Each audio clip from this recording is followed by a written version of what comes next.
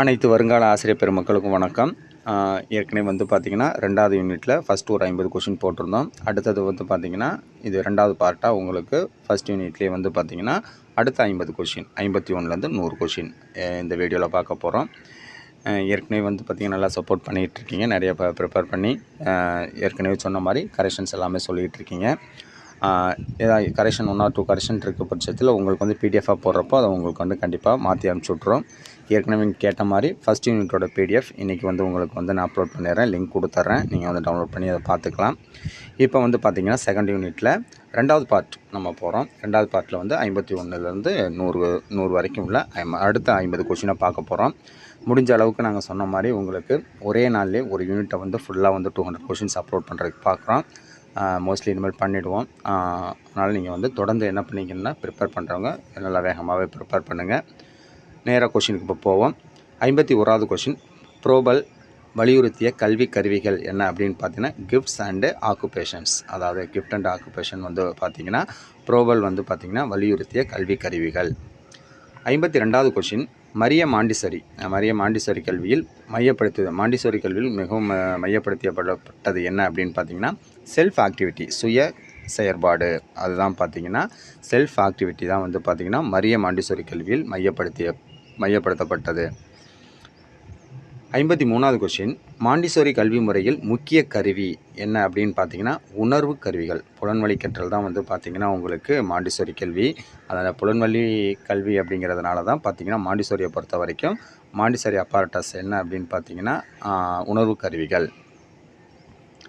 54வது question, play is the work of the child என்று கூறியவர் Montessori தான் பார்த்திங்கன்னா புலன்வழி கல்வி கற்றலில் play is the work of the child அப்படின்னு கூறியவர் மாண்டிசரி. 55வது கொஷின் வந்து பார்த்திங்கன்னா ஜான் டூயி கல்வியில் வலியுறுத்தப்படுவது என்ன? லேர்னிங் பை டூயிங், செயல் வழிகற்றல். அது பார்த்திங்கன்னா உங்களுக்கு எது செய்கிறோமோ அதை வச்சு கற்றுக்கிறது தான் ஜான் டூயியோட கல்வியில் வலியுறுத்தப்படுவது. ஜான் டூயி பொறுத்த வரைக்கும் லேர்னிங் பை டூயிங். அந்த ஜான் டூயின் கல்வி தத்துவம் எதனுடன் தொடர்புடையது அப்படின்னு பார்த்தீங்கன்னா பிரக்மண்டிசம் இதோட இந்த தத்துவத்துடன் தொடர்புடையதான் ஜான் டூயோட கல்வி தத்துவம். டெமோக்ராசி அண்டு எஜுகேஷன் என்ற நூல் எதை வலியுறுத்துகிறது அப்படின்னு பார்த்தீங்கன்னா சமூகம் மற்றும் ஜனநாயக மதிப்புகள். அப்போது டெமோக்ரஸி அண்டு எஜுகேஷன் அப்படிங்கிற நூலை எழுதியவர் யார் அப்படின்னு பார்த்தீங்கன்னா ஜான் டூயி. இந்த நூல்கள் வந்து நிறைய கேட்கறதுக்கு வாய்ப்புகள் இருக்குது. இந்த டெமோக்ராசி அண்ட் எஜுகேஷன் என்ற நூல் டி, அதனால் வந்து பார்த்திங்கன்னா டெமோக்ராசி டிஇ, அதேமாதிரி ஜான் டூயியில் வந்து டிஇ அப்படின்னு ஞாபகம் வச்சுக்கிட்டு நீங்கள் வந்து பார்த்தோன்னா டெமோக்ராசி அண்ட் எஜுகேஷனோட என்ற நூலை வந்து எழுதியவர் யார் அப்படின்னு பார்த்தீங்கன்னா ஜான் டூயி. அந்த நூல் வந்து எதை வலியுறுத்துகிறது அப்படின்னு பார்த்தீங்கன்னா சமூக மற்றும் ஜனநாயக மதிப்புகள். 58வது கொஷின், பெர்ட்ரண்ட் ரசல் கல்வி தத்துவம் எதனை வலியுறுத்துகிறது? பெர்ட்ரண்ட் ரசல் கல்வி தத்துவம் எதனை வலியுறுத்துகிறது அப்படின்னு பார்த்தீங்கன்னா அறிவியல் சிந்தனை மற்றும் பகுத்தறிவு. பெர்ட்ரண்ட் ரசல் கல்வி தத்துவம் எதை வலியுறுத்துகிறது அப்படின்னு பார்த்தீங்கன்னா அறிவியல் சிந்தனை மற்றும் பகுத்தறிவு. ரசல் கல்வியில் 59வது கொஷின், ரசல் கல்வியில் முக்கியமாக வலியுறுத்தப்படுவது என்ன அப்படின்னா சுதந்திர சிந்தனை. இதுதான் வந்து பார்த்திங்கன்னா ரசல் கல்வியில் முக்கியமாக வலியுறுத்தப்படுகிறது.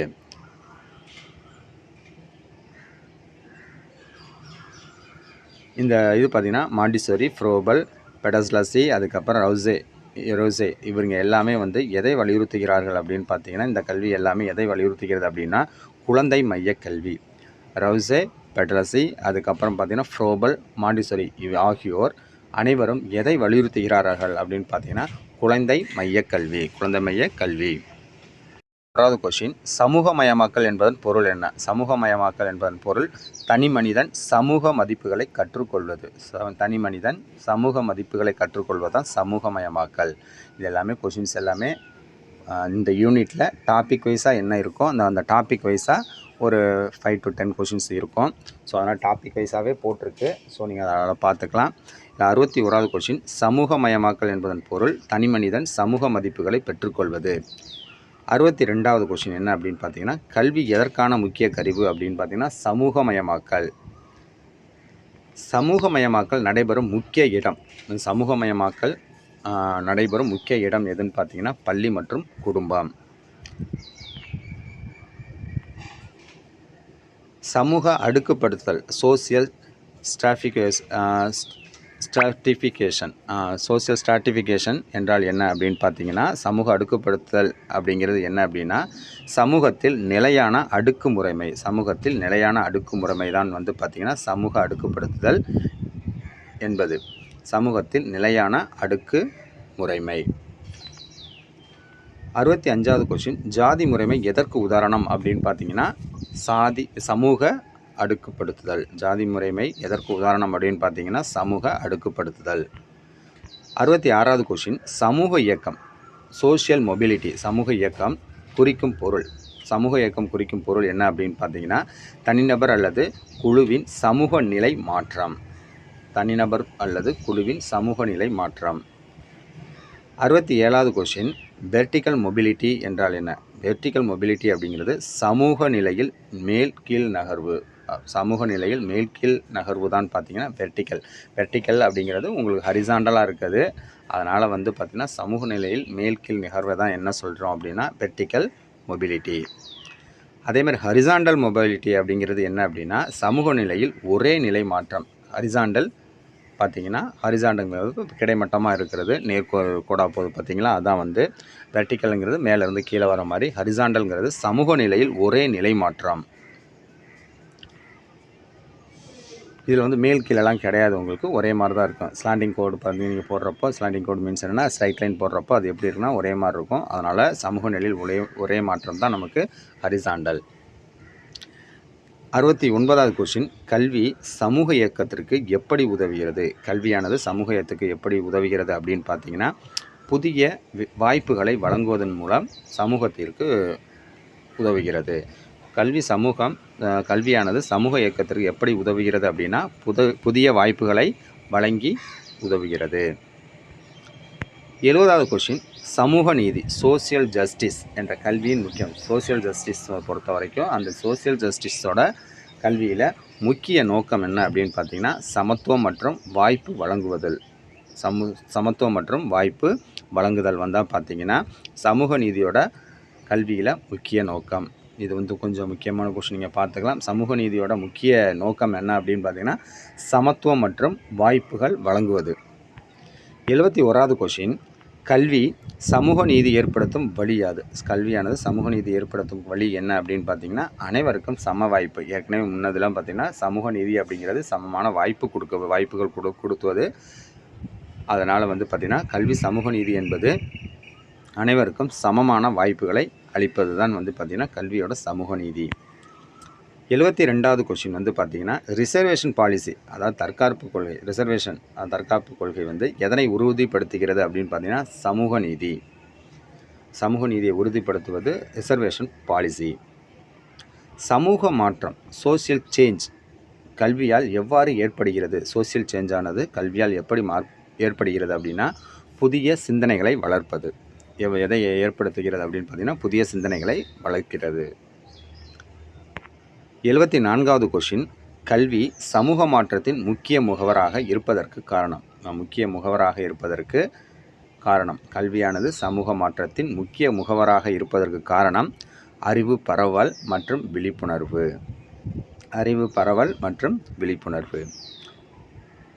75வது கொஸ்டின், சமூக மாற்றம் எந்த வகைகளில் நடைபெறும்? சமூக மாற்றமானது எந்தெந்த வகைகளில் நடைபெறும் அப்படின்னு பார்த்தீங்கன்னா விரைவானது மற்றும் மெதுவானது. சமூக மாற்றம் விரைவாக இருக்கும், அதே மாதிரி மெதுவாகவும் இருக்கும். அந்தந்த மாற்றங்கள் வந்து என்னென்னா உங்களுக்கு விரைவாகவும் இருக்கும், மெதுவாகவும் இருக்கும். 76வது கொஸ்டின், சமூக மாற்றம் விரைவாக நடப்பதற்கான முக்கிய காரணம் என்ன? சமூக மாற்றம் வந்து விரைவாக நடப்பதற்கு முக்கிய காரணம் என்ன அப்படின்னு பார்த்தீங்கன்னா கல்வி மற்றும் தொழில்நுட்பம் தான். இதன் காரணமாக வந்து பார்த்திங்கன்னா சமூக மாற்றம் விரைவாக நடக்கும். சமூக ஒழுங்கை பாதுகாக்கும் சக்தி எது அப்படின்னு பார்த்தீங்கன்னா சமூக கட்டுப்பாடு.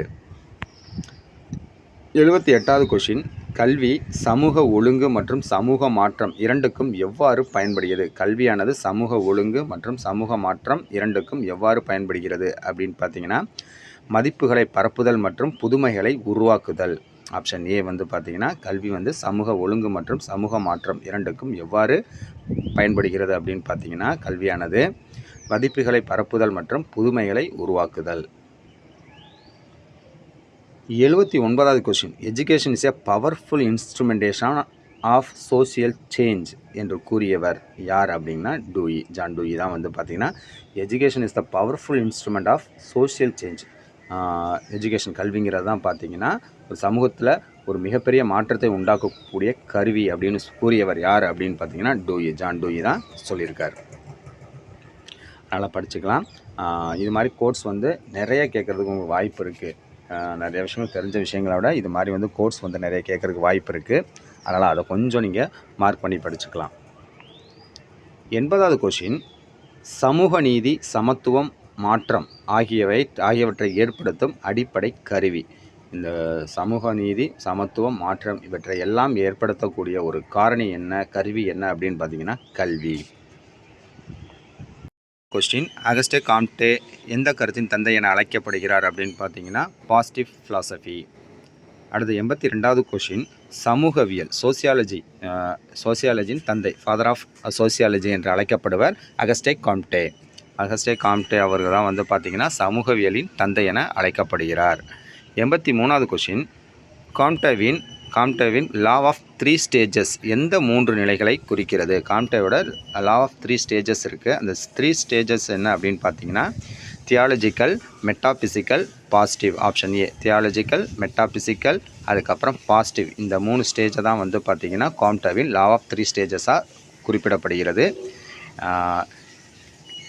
அது வந்து பார்த்திங்கன்னா தியாலஜிக்கல், மெட்டாபிசிக்கல், பாசிட்டிவ், இது 3மே டிஎம்பி, அதாவது டிஎம்பி அப்படின்னு ஞாபகம் வச்சுக்கலாம் நீங்கள்.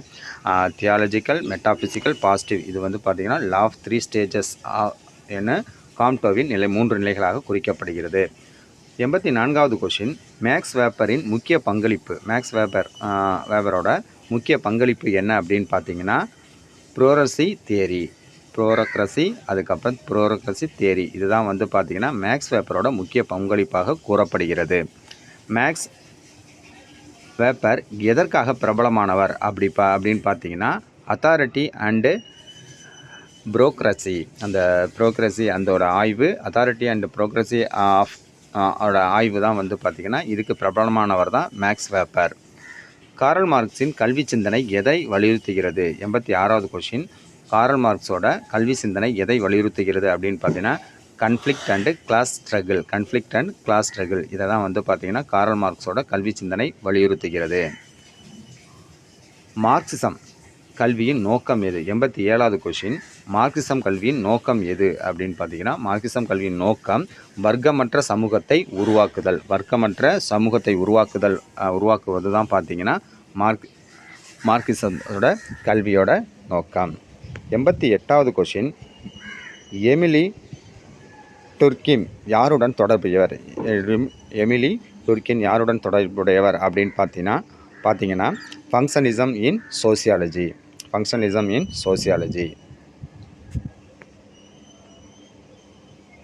டர்கிம் கல்வியை எவ்வாறு பார்த்தார்?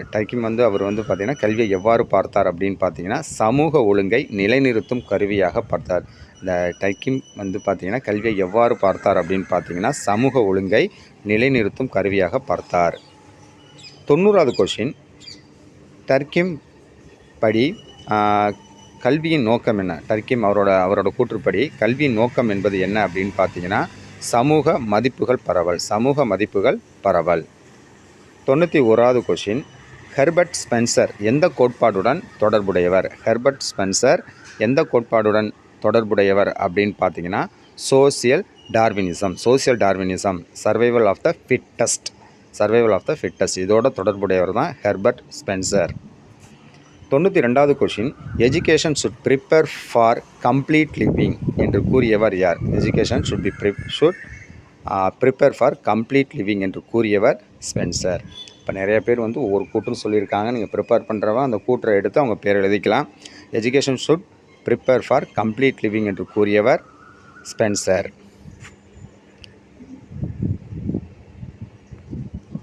பவுலோ ஃப்ரீயர் ஃப்ரேயர் எதற்காக பிரபலமானவர் அப்படின்னு பார்த்தீங்கன்னா கிரிட்டிக்கல் பெடகாஜி. கிரிட்டிக்கல் பெடகாஜி இவருக்கு வந்தால் பாவ்லோ ஃப்ரேயர் எதற்காக பிரபலமானவர் அப்படின்னு பார்த்தீங்கன்னா கிரிட்டிக்கல் பெடகாஜி.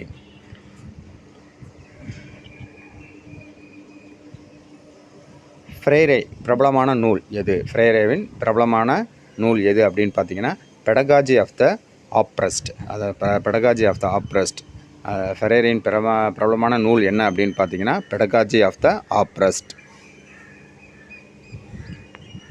95வது கொஷின், ஃப்ரேரேவின் கல்வி தத்துவம் எதை குறிக்கிறது? ஃப்ரேரேவின் கல்வி தத்துவம் எதை குறிக்கிறது அப்படின்னு பார்த்தீங்கன்னா விடுதலை கல்வி, லிபரேஷன் எஜுகேஷன். Liberation education. 96வது question, banking concept of education என்பதை விமர்சித்தவர் யார்? பேங்கிங் கான்செப்ட் ஆஃப் எஜுகேஷன் என்பதை விமர்சித்தவர் பாவ்லோ ஃப்ரேரே.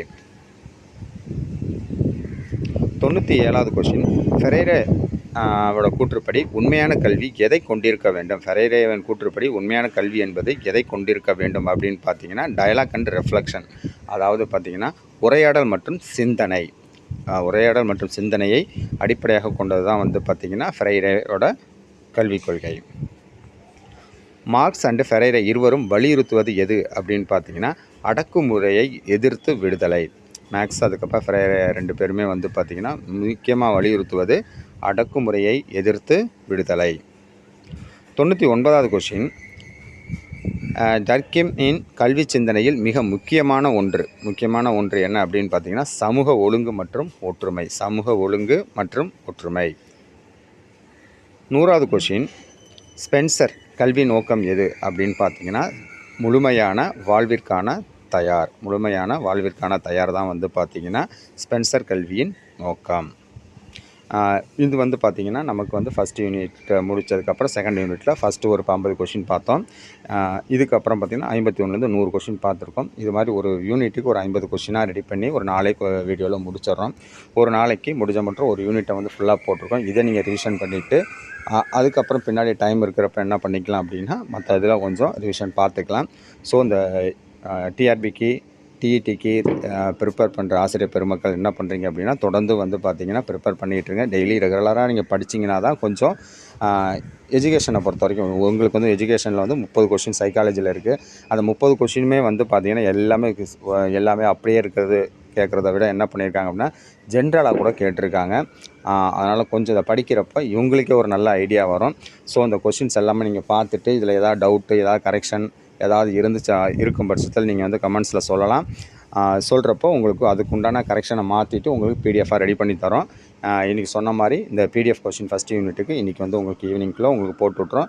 நீங்கள் என்ன பண்ணிக்கலாம் அப்படின்னா பிடிஎஃப் வந்து நீங்கள் எடுத்துக்கலாம். தேங்க்யூ ஃபார் வாட்சிங். ஏதாவது கமெண்ட்ஸ் இருந்துச்சுன்னா நீங்கள் சொல்லலாம். தேங்க்யூ.